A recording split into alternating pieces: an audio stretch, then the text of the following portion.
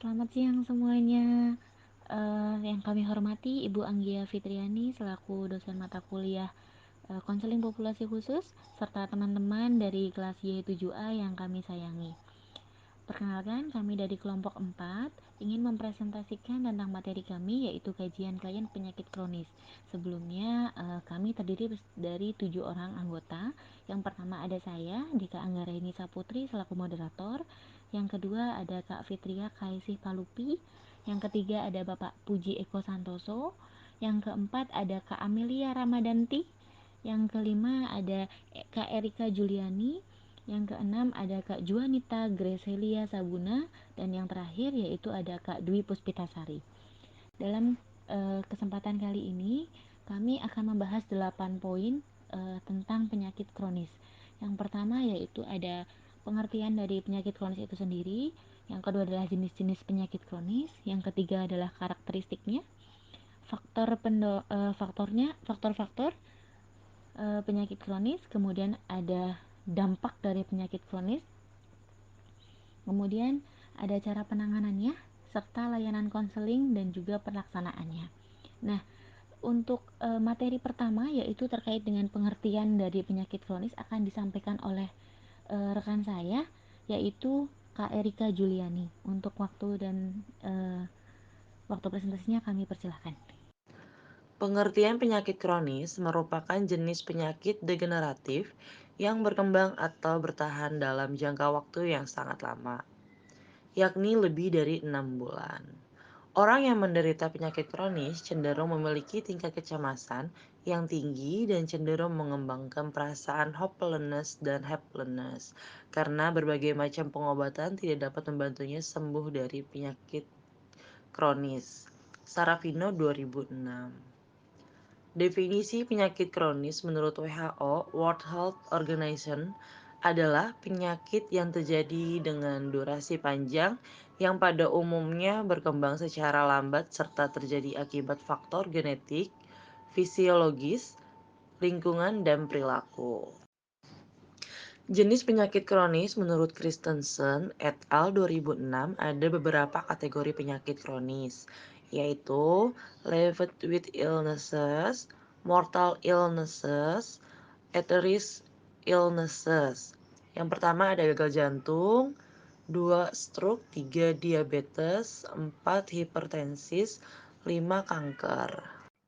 Karakteristik penyakit kronis. Menurut Schmerzer and Baer 2010 terdapat 8 fase dalam penyakit kronis. Di antaranya adalah 1 fase pra-trajektori, 2 fase trajektori, 3 fase stabil, 4 fase pulih, 5 fase krisis, 6 fase akut, 7 fase penurunan, dan 8 fase kematian.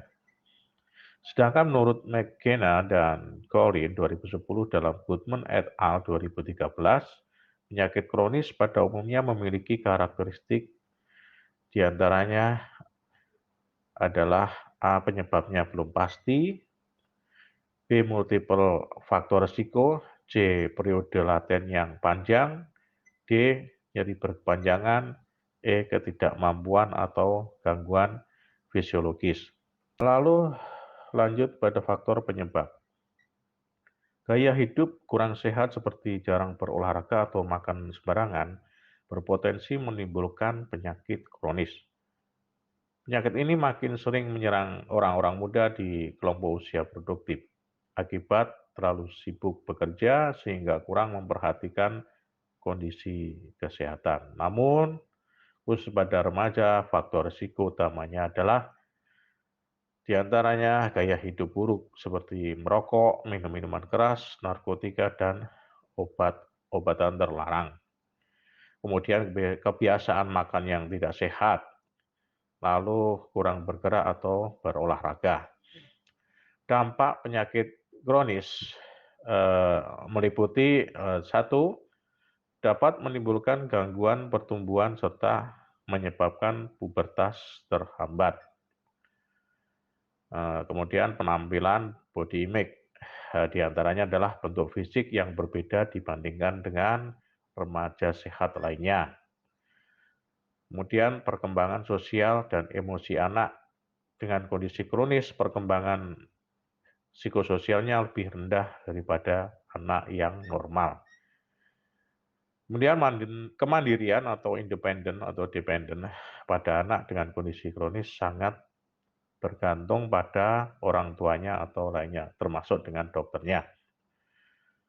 Kemudian pendidikan, masalah yang sering dihadapi anak dengan kondisi kesehatan kronis adalah sering tidak masuk sekolah, kesulitan berpindah dari kelas satu ke kelas lainnya, kemudian berkurangnya fungsi kognitif karena obat-obatan, meningkatnya resiko kambuh karena minum obat yang tidak teratur. Lalu kelompok sebaya, jadi anak dengan kondisi kronis sering dijauhi teman sebayanya atau khayalannya sendiri bahwa teman-temannya tidak mau bergaul dengannya.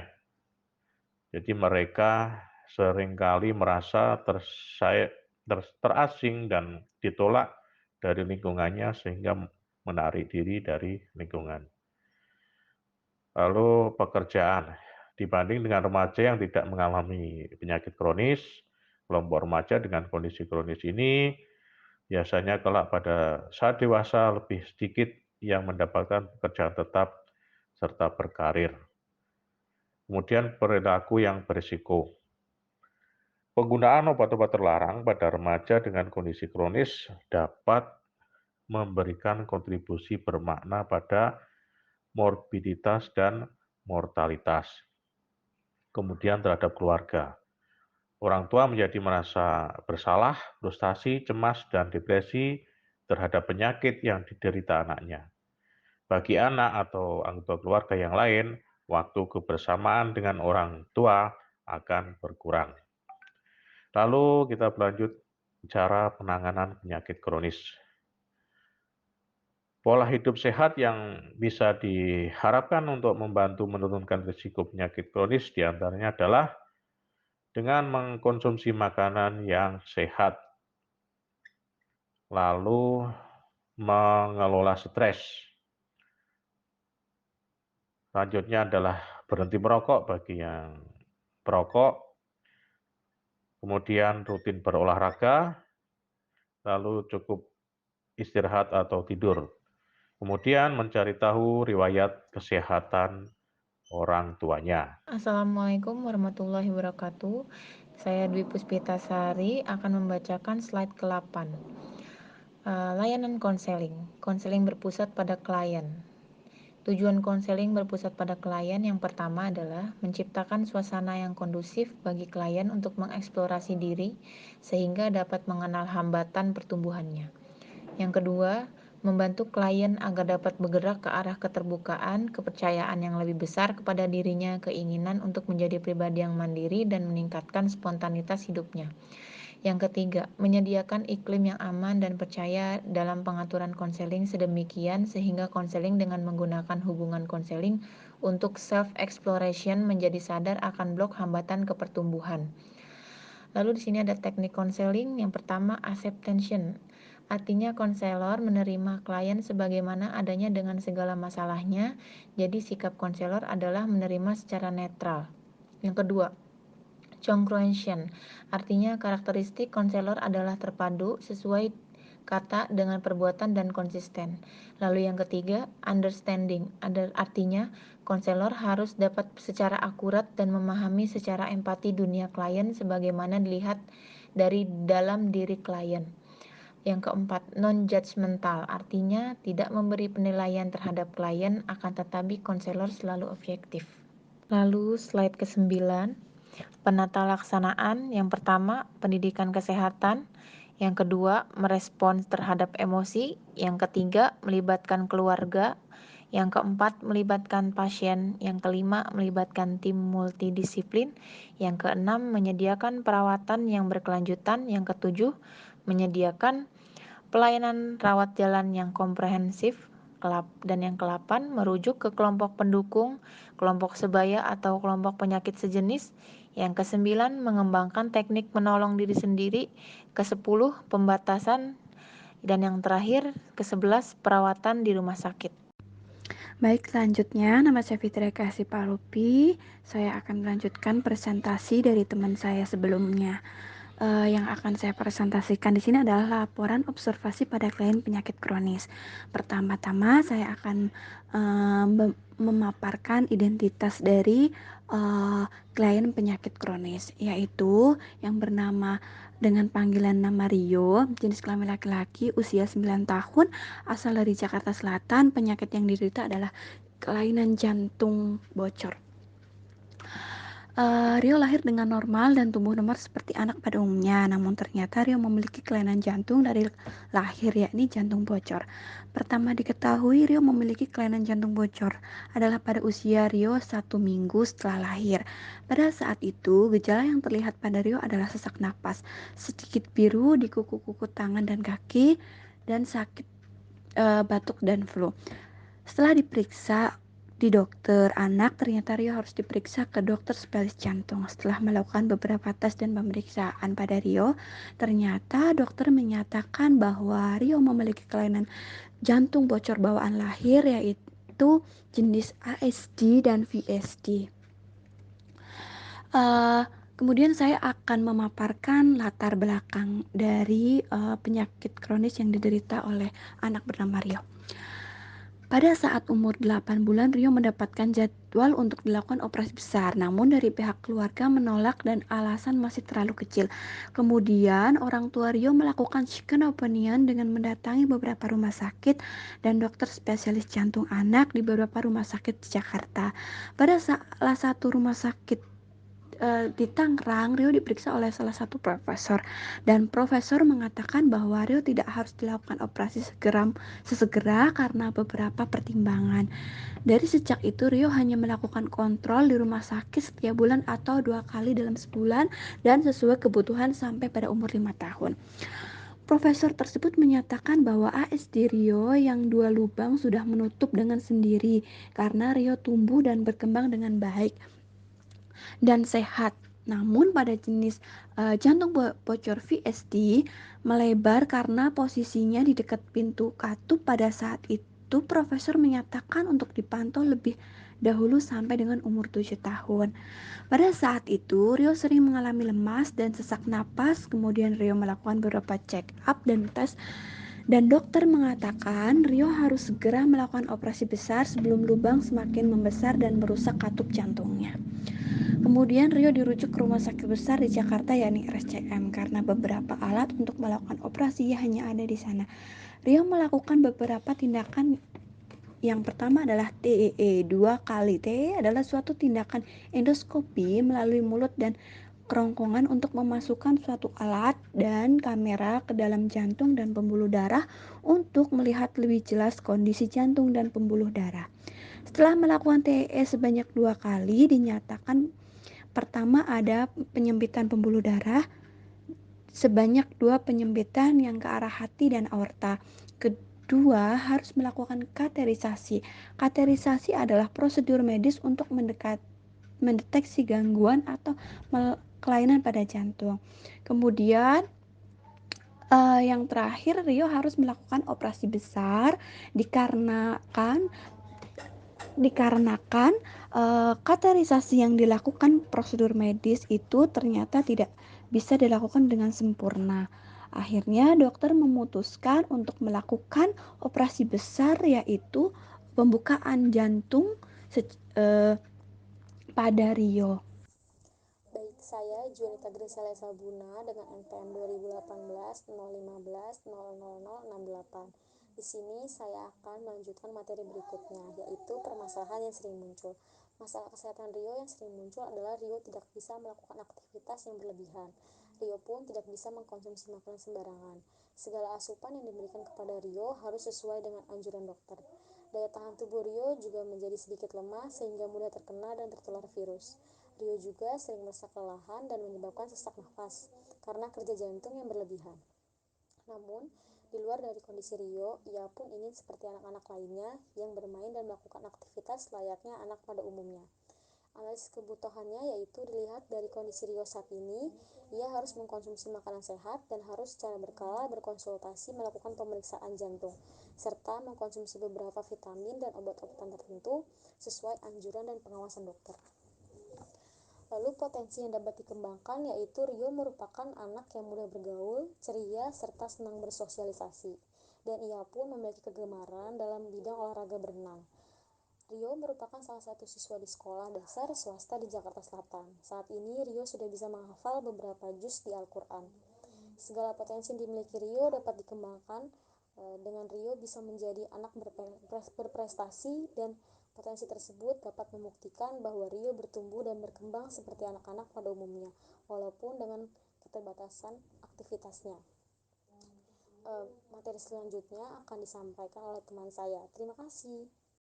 Assalamualaikum warahmatullahi wabarakatuh. Saya Amalia Ramadanti. Saya ingin melanjutkan presentasi dari teman saya sebelumnya. Di sini saya akan menjelaskan cara penanganan konseling. Yang pertama, ada konseling pasien rawat jalan, yaitu pemberian konseling untuk pasien rawat jalan dapat diberikan pada saat pasien mengambil obat di apotik, puskesmas, dan di sarana kesehatan lainnya.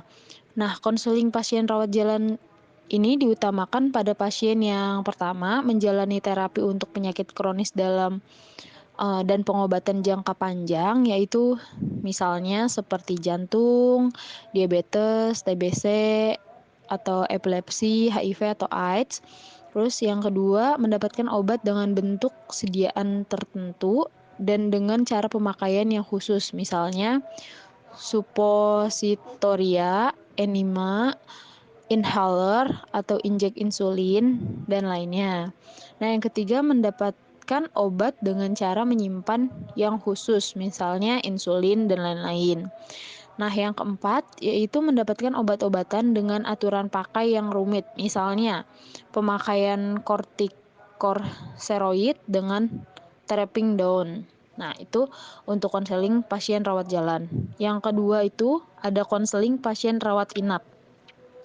Nah, diberikan pada saat pasien akan melanjutkan terapi di rumah. Pemberian konseling harus lengkap seperti pemberian konseling pada rawat jalan, karena setelah pulang dari rumah sakit, pasien harus mengelola sendiri terapi obat di rumah.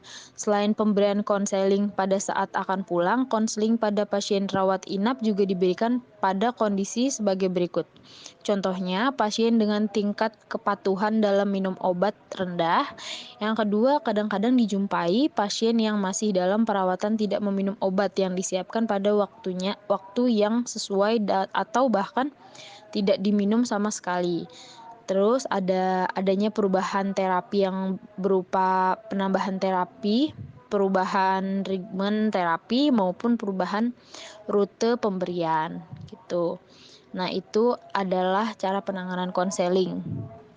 Terus saya akan menjelaskan slide berikutnya, yaitu layanan bimbingan konseling yang tepat, di mana menggunakan terapi realitas. Nah, 3 pokok terapi realitas itu pertama ada right, yang artinya kebenaran dari tingkah laku. Yang kedua ada responsibility, yaitu tanggung jawab kebutuhan. Yang ketiga ada reality, yaitu tingkah laku nyata. Nah, pada pasien dengan penyakit kronis, konseling yang tepat tentunya konseling realitas.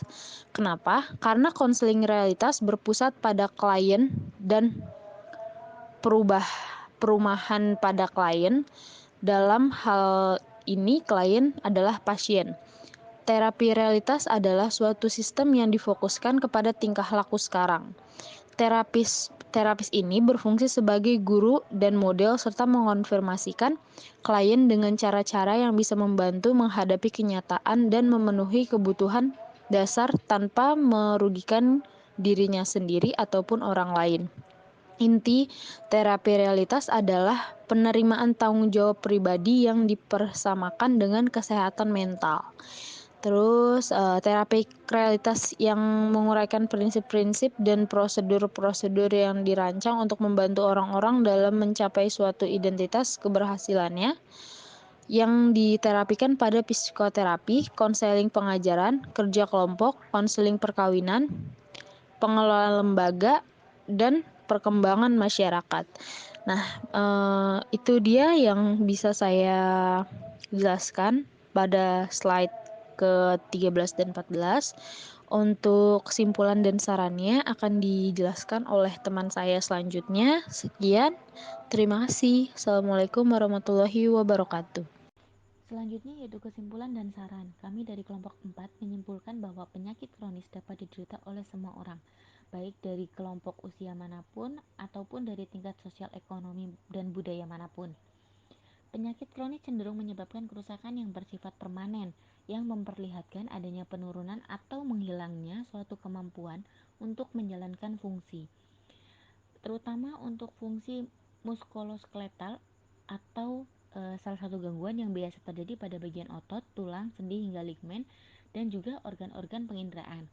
Oleh sebab itu, pencegahan penyakit kronis ini sangat penting dilakukan di zaman modern ini, mengingat semakin hari semakin meningkat penderita penyakit kronis.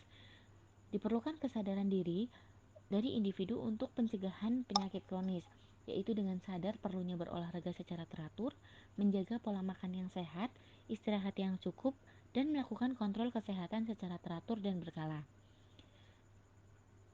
Penderita penyakit kronis juga membutuhkan bantuan secara moral. Hal ini sangat membantu untuk memotivasi dan memberi dukungan kepada penderita penyakit kronis agar tetap semangat dan sehat secara mental dalam menghadapi berbagai proses kesehatan dan perawatan yang sedang dijalankannya. Saran dari kami untuk pencegahan dan atau menunda penyakit kronis sebaiknya selalu terapkan pola hidup sehat, makan makanan yang sehat dan seimbang, olahraga rutin, istirahat yang cukup, hindari rokok dan alkohol, dan lakukan pengecekan kesehatan untuk mengetahui jika terjadi penyakit kronis dapat dideteksi sejak dini sehingga penanganan akan menjadi lebih baik. Audio Jungle.